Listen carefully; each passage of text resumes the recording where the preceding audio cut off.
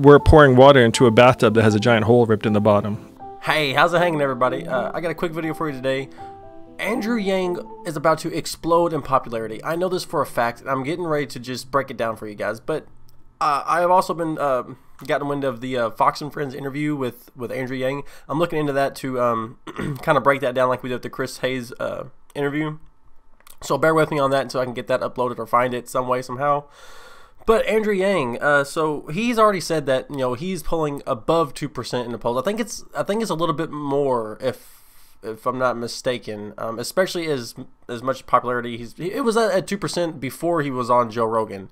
So after Joe Rogan, you can only imagine it's what 3, 4, even possibly 5% at this point. He met his 65,000 donor mark that he had to cross to get into the debates early. I mean, he's showing a stronger sign of growth than what Bernie Sanders did in the previous election in the primaries. And it's not even 2020 yet. He already qualifies for the debate stage. And he's already making the rounds of media, presumably because the media wants to question him about circumcision and his, the KKK who doesn't follow him. That's what the media wants to talk about. And then a little bit about UBI, and then keep saying how much it costs. These are left-wing media outlets, by the way, doing this. You can see that with Chris Hayes' interview that I just uploaded yesterday.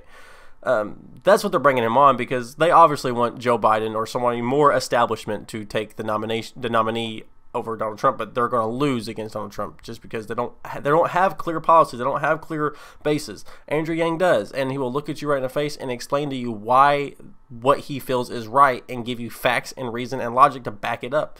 Nobody else is doing that. There's an interview with Pete Buttigieg.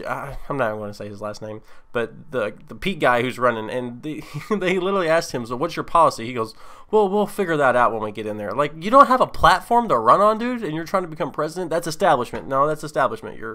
No, I'm sorry. You're literally opening yourself up to say, my platform is whatever, the big donors want it to be. Screw that. No, sorry, that's not it. But Andrew Yang is concise, and as long as he keeps delivering these open, honest interviews and keeps delivering the facts and doesn't cave to some of these little tendencies that the media is throwing out there, doesn't get him too riled up to say something stupid, he's going to keep excelling. And once he gets on the debate stage and actually where all of America's watching, people who don't know about him will see his ideas and everybody out there, like America is a majority poor now. They're not middle class. When they hear of what he's trying to do for the American people, it's going to be overwhelming.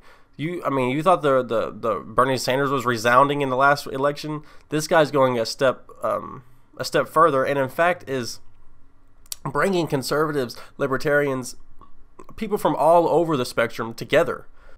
So I do think it hinges on Andrew Yang's first debate. A lot of times they'll curate questions, easy questions, slam dunk questions to the candidate that the establishment is leaning behind. But being as the DNC has been overhauled and because of their last proceedings with Bernie and how they cheated him out of the primary election, I do think that it might be a little bit more even based. Maybe they're going to watch their P's and Q's a little bit. Maybe. I don't know.